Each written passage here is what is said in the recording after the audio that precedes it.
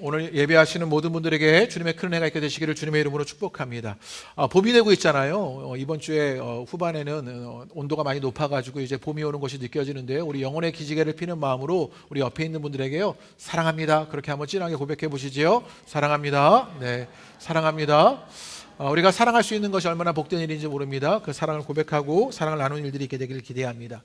제가 이 인사를 나눌까 했다가 나누면 이게 너무 어려운 말이 될 것도 같아서요, 이걸 스스로에게 말하시면 좋을 것 같은데요, 해서는 안 되는 것을 하지 맙시다. 이렇게 스스로에게 한번 말씀해 보시지요. 우리 해서는 안 되는 것을 하지 맙시다. 해서는 안 되는 것을 하지 맙시다. 네. 뭐 헷갈려가지고요. 네. 해서는 안 되는 것을 하지 않는 일 우리 가운데 있으면 좋겠습니다. 흔히 확증 편향이라고 하는데, 사람은 보고 싶은 것만 보고 보기 싫은 것을 보지 않으려고 해서 중요한 것은 잘 보이지 않는다, 그런 이야기를 합니다. 그래서 뇌과학자들은요, 인간이 인지적으로 구두쇠다, 이런 표현을 쓰기도 합니다.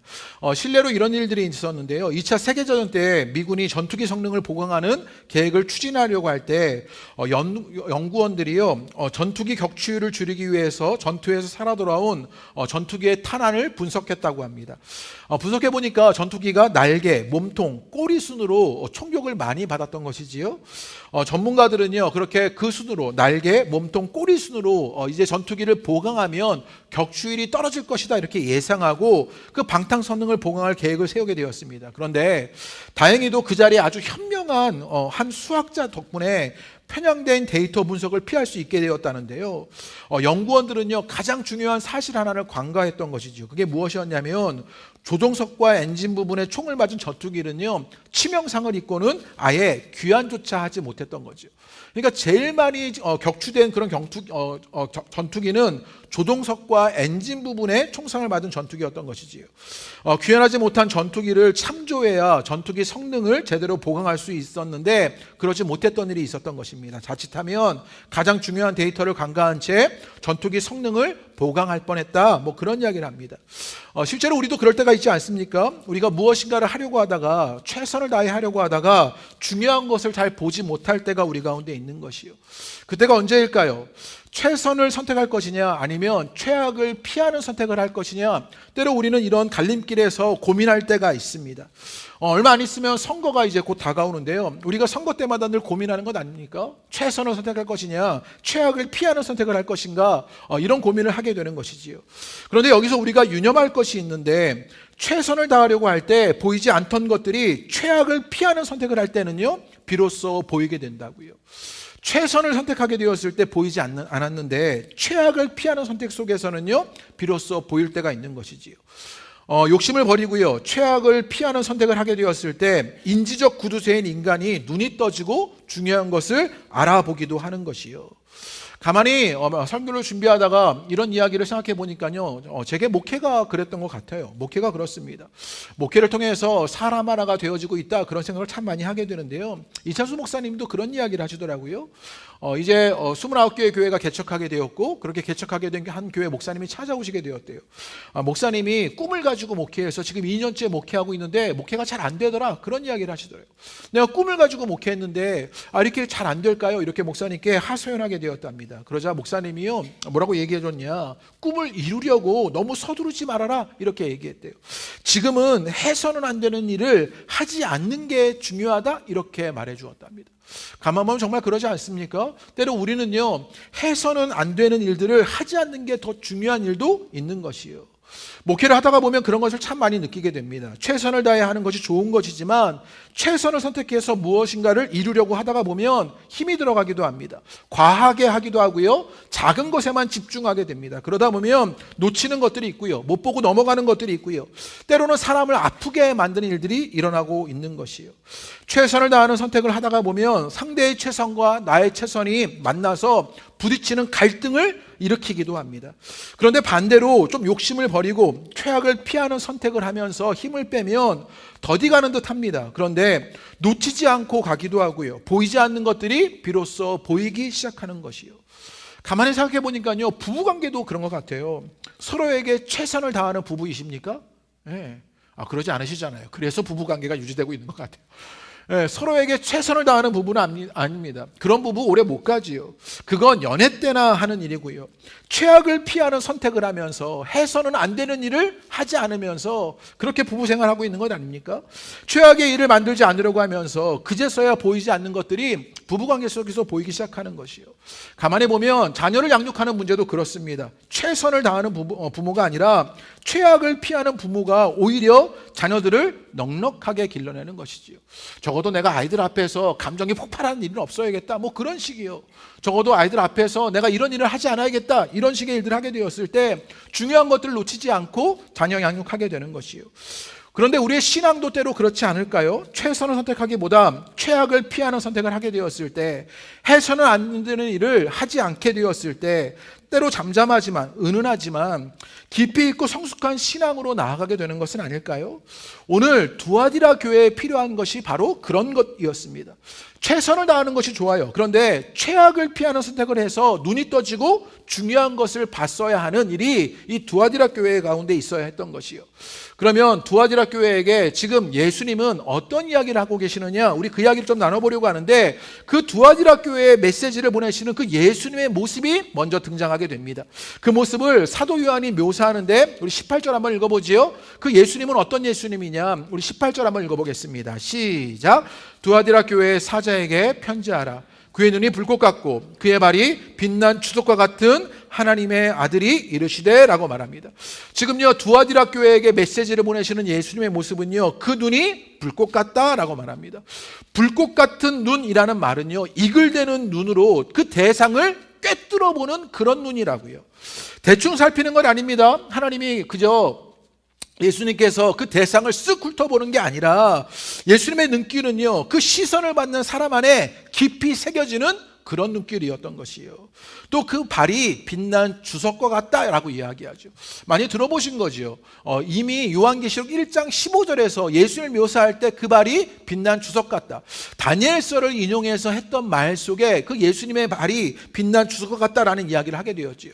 주석은요, 그래서 세번역 성경을 보면요, 노세라고 번역했는데 이 노는요, 철과 구리를 합친 것입니다. 철은 강해요. 그런데 쉽게 녹슬어져 버리고요, 구리는 녹슬질 않아요. 그런데 너무 휘기가 쉬워요. 강성이 약한 것이지요. 이 둘을 합쳐서 철의 강함과 구리의 내구성을 가지고 합친 것이 노인 것이요. 그 예수님의 발이 그 빛난 주석 같다라고 말하는 표현은요, 그 강한 내구성 위에 그 예수님의 통치가 이런 기초 위에 서 있다, 그런 이야기입니다. 불로 단련된 빛나는 힘을 갖춘 강한 노쇠발로 굳게 서신 분이 예수님이다라고 말하고 있는 것이지요. 지금 두아디라 교회에 찾아오신 예수님은, 그래서 그 메시지를 전하는 예수님은요, 눈이 불꽃 같고 그 발이 빛난 주석 같은 예수님입니다. 그래서 모든 허물이나 가면이나 위선이나 흐릿함을 꿰뚫어 보시며 간파하시는 예수님이시라고요. 게다가 어떤 힘 앞에서도 무너지지 않는 발로 굳게 서 계신 분이 그 예수님이다라고 알려주고 있는 것이요. 굳게 서신 예수님은요, 그 불꽃 같은 눈으로 우리를 점검하고 계시는 것이죠. 우리를 꿰뚫어 보시는 것입니다. 이렇게 이야기하면요, 찔림이 있어가지고 예수님 나를 꿰뚫어 보신다고 막 뜨끔한 거죠. 예, 점검이 꼭 감시처럼 여겨지면서 예수님이 그렇게 꿰뚫어 보시는 것이요, 이거 괜찮나? 막 그런 뜨끔한 생각이 듭니다. 잘하나 못하나 예수님이 살펴보시나, 그런 의미가 아니에요. 그의 안위를 위해서, 그 생명을 위해서 꿰뚫어 보고 있다, 이야기를 하고 있는 거지요. 얼마 전에 제가 드라마 하나를 보려고 굉장히 노력했는데요. 드라마 사랑의 이해라는 드라마, 좀 철지난 드라마인 것 같아요. 그런데 어디서 보고는요, 이 드라마가 재밌나 싶어서 넷플릭스로 보려고 하다가 1편도 채 못 보고 그냥 실패하게 되었는데요. 1편의 그 초반에 등장하는 대사가 좀 되게 인상적이었는데, 그 드라마의 배경이 은행이거든요. 그러면서 은행에는요, 고객들의 등급이 다 매겨져 있다는 거예요. 은행에 돈을 빌리러 온 고객은요, 번호표를 뽑는 고객, 가장 낮은 등급, 저와 여러분입니다. 그래서 가장 낮은 등급이고요. 은행에 돈을 빌려주려고 오는 고객은요, 은행에 들어오면서 에스코트를 받고요. 일정 금액 이상 예치한 고객은요, 번호표 없이 지점장실로 바로 직행한답니다. 별로 안 가보셨죠? 그리고 정말 VVIP는요, 은행원이 집으로 직접 찾아간대요. 한 번도 은행원이 온 적이 없어요. 그러니까 우리는 VVIP는 절대 아닌 것이죠. 정말 그런 것 같아요. 은행마다 고객들에게 그런 등급이 있는 것이지요. 가만 보면 진짜 그런 것 같아요. 제가 교회 일로 은행에 갈 때가 종종 있는데요. 그럴 때마다 제가 담당하시는 분에게 꼭 부탁하는 것이 있어요. 그게 뭐냐면 뭐 돈을 많이 빌려줘라 뭐 그런 이야기가 아니라 우리를 좀 관리해줘라 이 이야기입니다. 제발 우리를 방치하지 말아라. 우리를 좀 관리해줘라 이렇게 부탁합니다. 우리를 그냥 내버려두지 말고 좀 관리해줘라. 그래서 이 관리를 이 재정을 잘 운영할 수 있도록 관리해주는 그런 제안들을 늘 해줘라 이렇게 부탁하는 것이지요. 그런데 은행원들은요 처음에는요 엄청 은행원들 없으시죠? 처음에는요 엄청 친절해요. 그런데 계약만 하고 나면 나 몰라라 방치하는 일들이 있는 것 같은 것이지요. 여러분 점검하는 것, 지금 예수님이 점검하시는 것은요 우리를 관리하여 주신다고요. 우리를 방치하지 않는 것이라고요. 예수님은 우리를 방치하지 않으십니다. 든든한 힘의 기초 위에 굳게 서서 불꽃 같은 눈으로 꿰뚫어 보시며 우리를 관리하고 점검하시는 것이지요. 특별히 두아디라 교회가 7교회 가운데 가장 작은 교회였어요. 그런데 그 작은 교회 가운데 가장 긴 메시지를 지금 예수님께서 사도 요한을 통해서 보내고 계신 것을 보게 되는 것이요. 여기에 예수님의 사랑이 진하게 배어 있는 것을 보게 됩니다. 연약한 교회인데 가장 긴 편지를 남기면서 가장 연약한 이들에게 가장 풍성한 은혜를 주시는 분 주님이시다. 그들을 방치하지 않고 점검하고 관리하는 분 주님이시다라고 이야기하는 것이요. 그 주님을 만나는 은혜가 여러분 가운데 있게 되시기를 주님의 이름으로 축복합니다. 오늘도 우리가 가난한 마음으로 주님을 찾는 이에게 가장 풍성한 은혜를 주실 그 주님을 만나는 은혜가 있게 되시기를 바랍니다.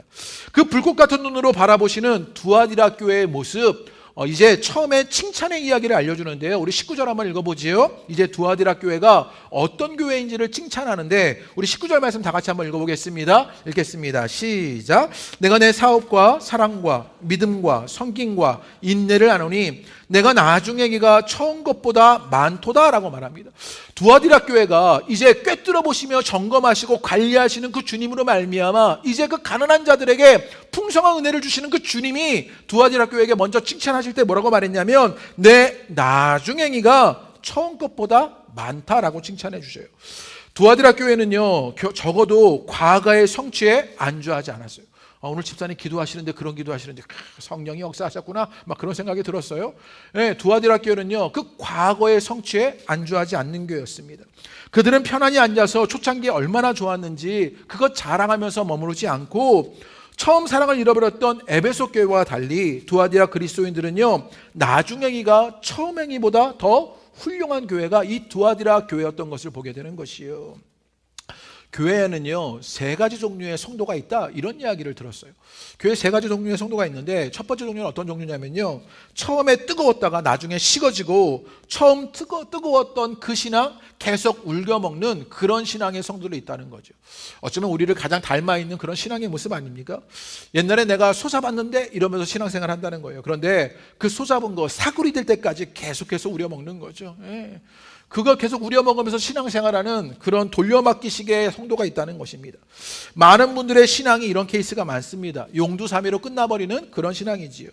또 두 번째는요 어떤 종류의 신앙이 있냐면 처음에도 미지근했는데 나중에도 미지근한 거죠. 한결같이 미지근한 분들, 한 번도 뜨거운 적이 없었던 그런 성도의 모습을 가진 그런 분도 있다고요. 또 어떤 분은요 그 시작은 미약했는데 나중은 창대하신 분들이 있다고 합니다.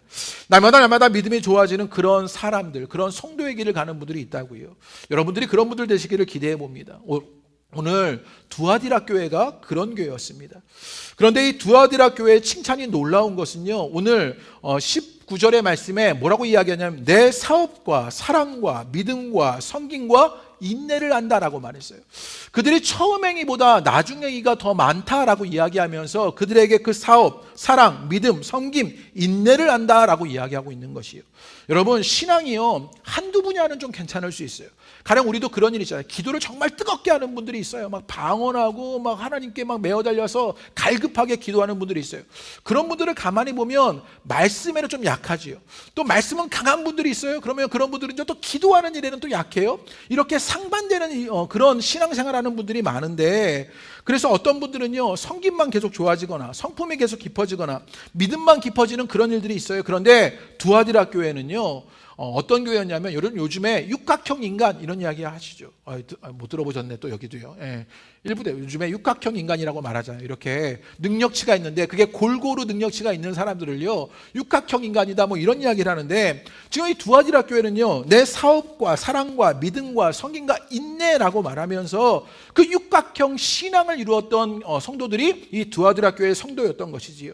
한두 분야가 아니라 전반적인 성숙을 이루었다는 이야기입니다. 신앙에 이런 지속적인 진보가 있었다는 것은 그들이 근성과 내공 있는 신앙했다라는 이야기였습니다. 여기서 우리가 주의 깊게 봐야 할 것이 한 가지 있어요. 주님이 칭찬하셨는데, 지금 두아디라 교회를 칭찬했는데 내 사업과 사랑과 믿음과 성김과 인내를 안다. 너희가 처음 행위보다 나중 행위가 더 많다라고 칭찬하셨는데 그 칭찬의 목록을 가만 보셔요. 지금 무엇을 칭찬했느냐? 너희 교인 수가 늘어났구나. 두아디라 교회가 건축을 아주 멋지게 했구나. 그 두아디라 교회가 사회봉사에 엄청 참여하게 되었구나. 교회가 유명세를 얻게 되었구나. 그런 것 칭찬하지 않았다고요. 여러분, 이런 것들은 우리에게 필요한 것들이지만 신앙 안에 본질적인 영역들은 아닙니다.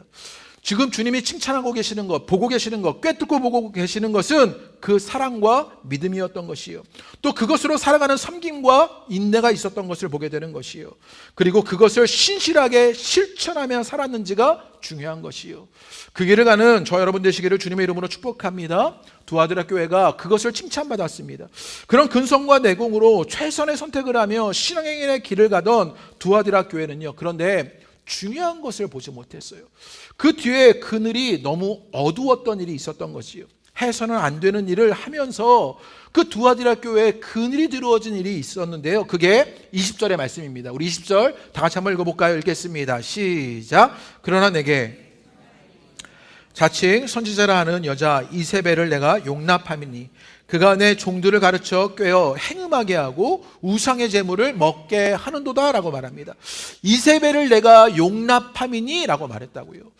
근성을 가지고 내공을 가지고 사업과 사랑과 믿음과 성김과 인내를 가지고요 최선의 선택으로 신앙을 하는 게 두아디라 교회였어요. 그런데 그 뒤에 그들에게 있는 그늘이 있었는데 그것이 무엇이었냐? 그런 진보로 나아가다 보니 그들 속에 이세벨을 용납하는 일들이 일어나게 되었던 것이죠. 그래서 행음하게 하고 우상의 제물을 먹게 하는 결과를 낳았습니다. 두아디라 교회는요 지나친 성장을 추구하다가 영적 분별력을 잃어버렸습니다. 실은요 우리는 신앙은 또 우리의 교회는 퇴보하지 않고 진보해야 하고요 쇠퇴하지 않고 성장해야 합니다. 그러나 진보와 성장에만 집착하면 영적 분별력을 잃어버릴 때가 있는 것이요. 여기서 가장 교회의 보편적인 모습이 발견됩니다. 여러분, 두아디라 교회, 지금 요한계시록 2장과 3장에 보면요 소아시아 7교회가라는 이야기가 등장해요. 그 가운데 있는 교회가 어디냐면 두아디라 교회예요. 그 두아디라 교회에게 가장 긴 메시지를 보내주고 있는 것이지요. 그러면서 그 가운데 있는 그 두아디라 교회를 통해서 무엇을 보여주고 싶었냐? 당시 교회의 신앙적 수준이 어느 정도인지 평균치를 보여주고 있는 거예요. 무슨 말이냐?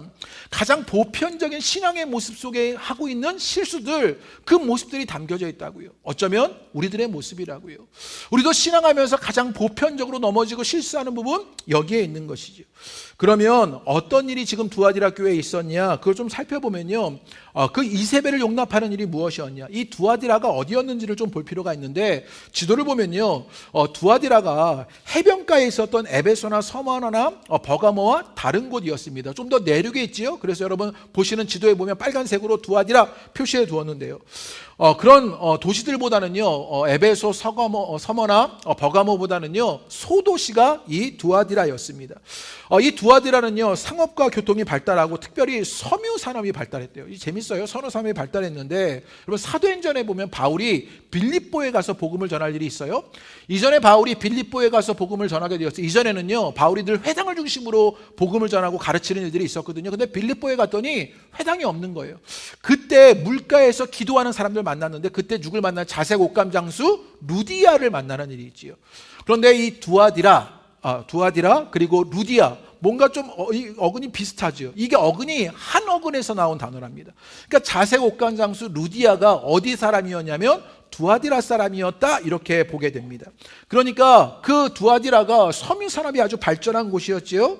그러니까 자색 옷감 장수 루디아라고 부른 것은 어근이 같은 이야기니까 요즘으로 하면요 요즘 우리나라 섬유 산업이 발달한 데가 어디예요? 우리나라는 대구죠, 대구가 발달했잖아요. 그러니까 이 루디아는요, 대구댁 같은 거예요. 이 대구댁, 이렇게. 대구댁이 이 바울의 사역을 도왔다, 이렇게 이야기하는 편이 요즘 이해에 맞는 것이지요. 두아디라는 그런 산업의 중심지였습니다. 선호 산업이 발전했어요. 그런데 보통 여러분 섬유 산업 이런 것들은요, 노동 집약적 산업 아닙니까? 그런 노동 집약적 산업이 이 두아디라에 있었던 것이지요. 또 이 두아디라에 주석을 재련해서 로마 군대의 철모를 만드는 일이 있었답니다. 그러니까 그래서 빛난 주석 같다 이렇게 말했던 것, 그런 환경적 배경 속에서 이야기하게 된 것이죠. 이런 노동 집약적 산업 도시에 살아가려면 여러분 그 산업 도시에서는 무엇이 있었냐면 그래서 길드가 있었던 것이죠. 요한계시록에서 반복적으로 등장하는 것인데 상업 활동을 하려면 경제 활동을 하려면 그 길드에 가입하고 그 길드를 따라가야만 그 상업활동이, 경제활동이 가능했던 것이지요. 그런데 이 길드는 길드의 수호신인 제우스의 아들 아폴로가 도와준다고 그들은 여기게 되었지요. 사업의 번창을 위해서 자기들이 섬기는 신에게 제사를 지내야 했고요. 끝나면 제사 음식을 먹어야 했고, 이때 여인들을 불러서 음행하는 일들이 일어났던 것, 그것이 지금 두아디라에서 흔하게 일어났던 그런 모습이라고요. 그런 두아들에게 있었던 책망이 무엇이었냐면 이세벨을 내가 용납했다라고 말하는 것입니다. 이세벨을 용납했다. 이런 분위기 속에서 그들이요 뭘 용납했냐면 이세벨을 용납했던 것이죠. 여러분 이세벨이 누구입니까? 이세벨 하면 떠오르는 이미지가 하나 있는데 악녀의 이미지입니다. 북이스라엘의 아하방 시대에 그 아하방의 아내였던 이세벨이 있었던 것이지요. 북이스라엘의 바알 숭배가 가득하게 만들었던 장본인이 이 이세벨이었습니다. 여러분 신약에는요 세례 요한과 헤로디아 이게 갈등 속에서 일어나는 구조고요. 구약 성경에서는요 이 이세벨과 엘리야 선지자 이 갈등 구조 속에 보여지는 대표적인 두 인물 아닙니까? 이 이세벨이요 수도 사마리아에 아스다롯 신전과 제단을 짓고요. 이방 선지자 850명을 후원하고요. 의로운 선지자는 다 죽이는 일들을 했던 것이지요. 그래서 엘리야를 죽이겠다고 그렇게 협박하게 되자 엘리야도 벌벌 떠는 일이 일어났던 것이 이 악녀 이세벨에게 있었던 것입니다. 그런데 이세벨의 문제는 무엇이었냐? 우상숭배만의 문제가 아니라 이 우상숭배를 통해서 경제의 기본을 붕괴시키는 그 악성 바이러스의 일들이 있었던 것이죠. 설교를 준비하다가 의미 있게 발견한 구절이 있었는데 이런 말이었어요. 종교는 사회 경제를 통해 그 본성을 드러낸다라고 말하는 것이죠. 종교가 그 사회와 그 경제를 통해서 본성을 드러낸다고요.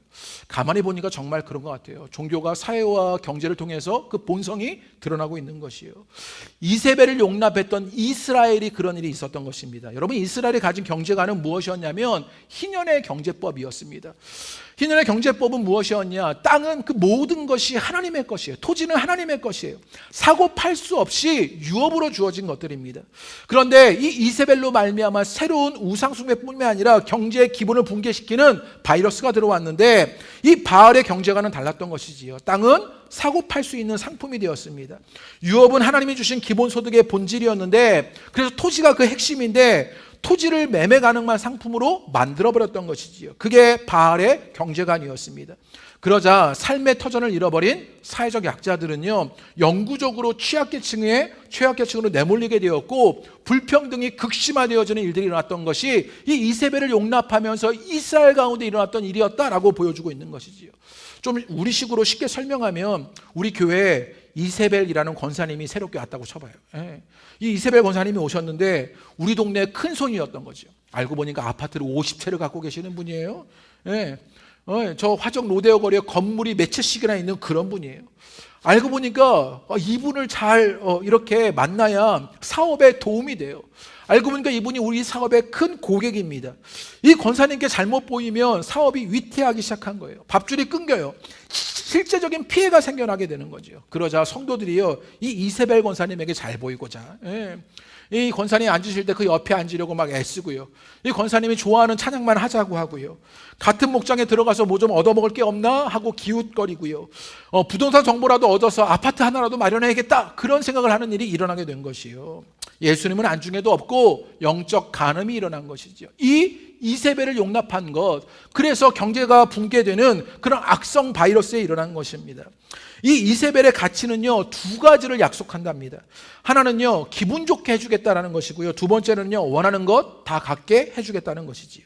이세벨은요, 하나님과 분리된 채 자기의 이익, 탐욕, 음행이든 무슨 수를 써서라도 성공하는 그 종교의 상징이 되었던 것입니다. 교회를 그래서 박해하기보다 자기를 용납하라고 유혹했던 것이지요. 그렇게 우리가 가진 신앙을 제압했던 것이 이세벨을 용납했던 것입니다. 그런데 두아디라 교회는요, 그 이세벨을 용납했습니다. 그리고 그 이세벨을 용납했던 그 두아디라 교회의 이야기는요, 시간을 건너뛰어서 몇천 년이 흘러서 이세벨은 오늘날 우리 교회 속에도 그렇게 용납되어서 나타나고 있는 것이요. 팀 켈러 목사님이요, 내가 만든 신이라는 책에서 이런 이야기를 해요. 자신을 찾아오는 많은 사람들이 죄를 털어놓는데요. 그런데 이렇게 말한 사람은 한 명도 없대요. 그 이야기가 앞에 있는데요, 이렇게 말합니다. 제 자신에게 돈을 너무 많이 씁니다. 지나친 돈 욕심이 제 영혼과 가정과 주변 사람들에게 해를 끼치는 것 같습니다. 많은 사람들이 죄를 고백하는데 이런 죄를 고백하는 사람은요, 단 한 명도 없었다, 이렇게 이야기합니다. 탐욕은요, 피해자에게 자신을 숨긴다고 합니다. 재물신의 행동 수칙 가운데 하나가 무엇이냐? 스스로 자기 마음을 보지 못하도록 눈을 멀게 만드는 거예요. 탐욕으로 말미암아 재물신이 하는 거, 스스로 자기를 보지 못하도록 눈을 멀게 하는 일이 있는 것이에요. 그래서 어떤 일이 일어나고 있는지를요, 알지만 그것을 뿌리째 뽑지 못하는 일들이 일어나고 있답니다. 여러분, 앤드류 카네기, 우리 카네기 너무 잘 알잖아요. 미국의 재벌이었던 앤드류 카네기가 있습니다. 세계 최대 갑부 중에 하나였답니다. 지상 최고의 수익을 올리는 제철소가 그의 사업체였는데 성공한 지 얼마 안 되던 불과 33살의 나이에 카네기가 자신의 내면을 성찰하게 되었답니다. 그리고 나에게 쓰는 글이라는 비망록을 작성했는데 이런 글을 썼대요. 제가 읽어드리지요. 인간에게 우상이 있을 수밖에 없는데 부의 축적은 우상 숭배 중에서도 최악에 속한다. 돈을 숭배하는 것보다 사람의 격을 더 떨어뜨리는 우상은 없다. 그러므로 가장 고상한 성품을 길러줄 삶을 신중히 선택하려면 나는 매사에 혼신의 노력을 기울여야 한다. 지나치게 긴 세월을 사업 걱정에 매달려 최단기간에 돈을 더 벌 생각밖에 모른다면 영영 회복될 가망조차 없이 저급해질 수밖에 없다. 그래서 나는 35세 사업에서 손을 뗄 것이며 앞으로 2년 동안 오후 시간은 꼭 공부하고 체계적으로 책을 읽으며 보내고 싶다. 자신의 비망록에 이렇게 카네기가 적었답니다. 그의 비망록을 보고는 이 카네기의 그 전기를 적었던 그 작가가요, 다른 사람은 이렇게 쓰지도 못했고 이 쓴 것을 이해하지도 못할 것이다, 이렇게 말했대요. 그런데 그렇게 자신의 내면을 꿰뚫어 보았던 카네기도 2년 후에 사업에 손해를 뗐을까요? 네, 손을 떼지 못했던 것이지. 우려했던 대로 성품의 격을 떨어뜨리는 결과가 삶 속에 많이 나타났던 것이에요. 그래서 이렇게 이야기합니다. 카네기는 2059개의 도서관을 지었지만, 2059개의 도서관을 지었어요. 그런데 이렇게 말해요. 제철소의 한 노동자는 인터뷰에서 많은 동료를 대변해서 이렇게 말했다. 우리가 그에게 바란 것은 도서관 건축이 아니라 임금 인상입니다. 당시의 노동자들은 12시간 교대 근무를 했는데 바닥이 너무 뜨거워 신발 밑에 나무판을 못질해야 했다. 2주 단위로 살인적인 24시간 근무를 하고도 딱 하루만 쉬었고 형편상 아무리 좋은 거처를 구해도 혼잡하거나 불결했다. 사고나 질병으로 40대나 그 이전에 대부분 목숨을 잃었다라고 말합니다. 앤드류 카네기는요, 돈이 자기 마음속에 우상임을 알았어요. 그런데 그것을 뿌리 뽑을 방법을 몰랐던 것이에요. 카네기에게 있었던 모습이, 그 이세벨을 용납했던 그 모습이 우리들의 모습이 아니냐고요. 기분 좋게 하려고, 원하는 것을 얻으려고 이세벨을 용납하면서 무슨 수를 써서라도 성공하면 된다고 최선을 선택하면서 보지 못하는 것들이 있는 것은 아니냐고요. 최악을 피하지 못하는 일들이 우리 가운데 일어나고 있는 것이요. 그래서 해서는 안 되는 일을 하고 있는 것이 오늘날 우리 신앙 속에서 일어나고 있는 것 아니냐고요. 여러분, 교회는요, 주변 사회 환경과 동떨어져서 존재하지 않습니다. 주변의 영향을 받는, 그래서 교회는 이 주변 사회의 온도계가 아니라 영향을 주는 온도 조절기 같은 교회가 돼야 하는 것이요. 그런 차원에서 우리는 거룩함이라는 시험을 거쳐야 하는 것이지요. 우리가 그 영향을 받는, 그래서 이세벨을 용납하는 온도계가 아니라 그 세상에 영향을 주는 온도 조절기로 거룩함이라는 그 시험을 점검해야 하는 것이요. 우리의 신앙에서 이 이세벨을 쫓아야 하는 일이요. 팀 켈러는요, 내가 만든 신이라는 그 책에서 이렇게 말해요. 우상이란 없앨 수 없고 단지 대체될 수 있을 뿐이다 라고 말해요. 우리 안에 그런 우상이요, 없앨 수가 없다고요. 인정되지 않습니까? 그것은요, 대체해야 하는 것이라고. 무엇으로 대체합니까? 그 팀 켈러의 책에서 고린도후서 8장 9절의 말씀을 가지고 이렇게 이야기합니다. 제가 읽어드리지요. 우리 주 예수 그리스도의 은혜를 너희가 알거니와 부유하신 이로써 너희를 위하여 가난하게 되심은 그의 가난함으로 말미암아 너희를 부유하게 하려 하심이라. 우리의 부유함을 위해서 그의 부유함을 버리고 가난한 분이 되신 그 예수 그리스도를 통해서 우리의 우상을 밀어내고 그 자리를 예수님께 맡겨드려야 하는 것이요. 그 믿음의 일들이 여러분 가운데 일어나시게 되기를 주님의 이름으로 축복합니다. 우리가 이세벨을 용납하지 않는 것, 부유하신 분이로되 우리를 참으로 부유하게 하시려고 친히 가난해지신 그분을 통해서 일어나게 되는 것이요. 그 은혜의 역사가 여러분 가운데 일어나시게 되기를 주님의 이름으로 축복합니다. 그렇다면 그렇게 우상을 밀어내고 우리를 부유하게 하려고 가난해지신 예수님께 자리를 내어드린 두아디라 교회에게 주신 약속은 무엇이냐? 우리 24절부터 28절의 말씀, 조금 길지만 우리 마지막으로 한번 읽어보겠습니다. 다 같이 한번 읽어보지요. 시작. 두아디라에 남아있어 소위 사탄의 깊은 것을 알지 못하는 너희에게 말하노니 다른 짐으로 너희에게 지울 것은 없노라. 다만 너희에게 있는 것을 내가 올 때까지 굳게 잡으라. 이기는 자와 끝까지 내 일을 지키는 그에게 만국을 다스리는 권세를 주리니 그가 철정을 가지고 그들을 다스려 질그릇 깨트리는 것과 같이 하리라. 나도 내 아버지께 받은 것이 그러하니라. 내가 또 그에게 새벽별을 주리라 라고 말합니다. 어떤 이에게 그것 주시느냐? 사탄의 깊은 것을 알지 못하는 너희에게 라고 말합니다. 여러분, 사탄의 깊은 것이 무엇이었어요? 성공을 위해서 내가 기분 좋게 하라고, 원하는 것을 얻으라고, 무슨 수를 써서 성공하면 된다는 최선의 선택을 했던 그들 속에서 그 이세벨을 용납하지 않겠다는 그 고백을 하는 자들, 그 바보 선언한 사람들이에요. 그 바보 선언하면 그런 상황 속에서, 그런 시스템 속에서, 그런 구조 속에서 배가 고프고요, 차를 바꾸지 못하고요, 당장의 이익을 얻지 못합니다. 그런데 이세벨을 용납하지 않겠다는 그 바보 선언하는 너희에게, 그리고 뭐라고 말합니까? 이기는 자와 끝까지 내 일을 지키는 그에게 라고 말합니다. 이기는 자가 무엇입니까? 그런 경쟁에서 이겼다는 말이 아닙니다. 그런 구조와 시스템 속에서 정복하게 되었다는 말이 아니에요. 이세벨의 교훈을 극복한 자들이 되었다라고 말하고 있는 것이요. 그럴 때 어떤 일이 일어나느냐? 오늘 말씀에요, 27절의 말씀이 제게 참 은혜롭게 다가왔는데 그가 질그릇을 깨트린 것 같이 하리라 라고 말합니다.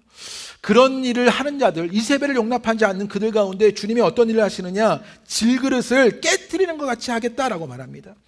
아마도 이세벨을 용납하지 않고 바보 선언하고 그렇게 배고프게 살아가고 차를 바꾸지 못하고 당장의 이익을 얻지 못하는 그들은요, 어쩌면 그들이 이겼다고 여기기보다 오히려 내가 부서졌다고 여겼을런지 모릅니다. 그런데 오늘 뭐라고 말씀하시는 거예요? 부서지는 쪽은 그 네가 아니라 이제는 그 이세벨을 용납했던 그들이다 라고 알려주고 있는 것이에요. 저는요, 이 부서짐이 너무 기대되고 좋습니다. 왜냐하면요, 창조는요, 혼돈을 머금은 창조이기 때문이에요. 창조가 일어나려면 그 창조는요, 혼돈이라는 전제 속에서, 그 머금은 속에서 창조가 일어나는 것이지요. 창세기 1장 1절과 2절 말씀을 제가 읽어드리지요. 이렇게 말합니다. 태초에 하나님이 천지를 창조하십니다. 창조가 있어요. 그런데 2절에 땅이 혼돈하고 공허하며 흑암이 깊음 위에 있고 하나님의 영은 수면 위에 운행하시느니라. 창조는 혼돈을 머금고 창조하게 되는 것입니다. 땅이 혼돈하고 공허하고 흑암이 깊음에 있게 되었을 때 하나님의 창조가 일어났던 것을 보게 되는 것이요. 예수님이 그 질그릇들을 깨트려 버리겠다, 부셔뜨리겠다라고 말씀하시는 것, 성공을 향한 자기 이익을 위해서 눈이 멀어 최선만을 선택해서 이뤄낸 그것들 부서지게 될 것이다 라고 말씀하시는 것입니다. 그게 우리가 만든 교회라도, 그게 우리가 만든 공동체라도, 이세벨을 용납하며 얻고 세워진 무엇이라면 그것 부서져야 한다라고 우리 가운데 알려주시는 것입니다. 그 부서짐은 파괴가 아닙니다. 그 부서짐은 그 파괴가 아니라 혼돈을 머금은 창조라는 사실을 기억하며 부서지는 가운데 우리의 것들을, 우리가 쌓아올렸던 그 이세벨을 용납했던 것들을 내놓는 여러분 되시기를 주님의 이름으로 축복합니다. 아멘이 잘 안 나오죠? 오늘 아멘이 잘 안 나오는 설교예요. 그러자 주님이 주시는 약속, 요건 좀 아멘 하실 수 있을 거예요. 우리 28절의 말씀인데 우리 한번 28절 이렇게 말합니다. 내가 새벽별을 주리라 라고 말합니다. 그런 부서짐을, 내가 이세벨을 용납하며 세웠던 그것 다 부서짐으로 내어 맡기게 되었을 때, 그게 교회라도, 그게 공동체라도, 그게 사회이고 내가 쌓아놓은 어떤 업적이고 성취라도 그게 부서지게 되었을 때 주님은 내가 새벽별을 주겠다라고 약속하십니다. 밤이 너무 길어요. 그런데 새벽별이 나타나면 아침이 멀지 않았음을 알게 되는 것이지요. 그 새벽별이 누구입니까? 예수 그리스도이십니다. 예수 그리스도로 밤이 끝나고 아침이 되는 일들 너희가 만나게 될 것이다. 우리 가운데 알려주시는 것이요. 그 은혜의 길에 서시는 저와 여러분 되시기를 주님의 이름으로 축복합니다. 근성과 내공 있는 신앙의 일을 하면서 최선을 다하는 신앙의 일들이 있다고 우리는 그렇게 자부하며 살았던 것 아닙니까? 그런데 가만히 돌아보니 우리는 해서는 안 되는 것들을 하면서 정말로 그 속에 그늘을 만들어냈던, 이세벨을 용납했던 일들이 우리 가운데 있었던 것 아닙니까? 이럴 때 이제 온전히 그 이세벨을 용납하는 것이 아니라 주님의 가치와 말씀의 순종으로 나아가는 여러분 되시기를 주님의 이름으로 축복합니다.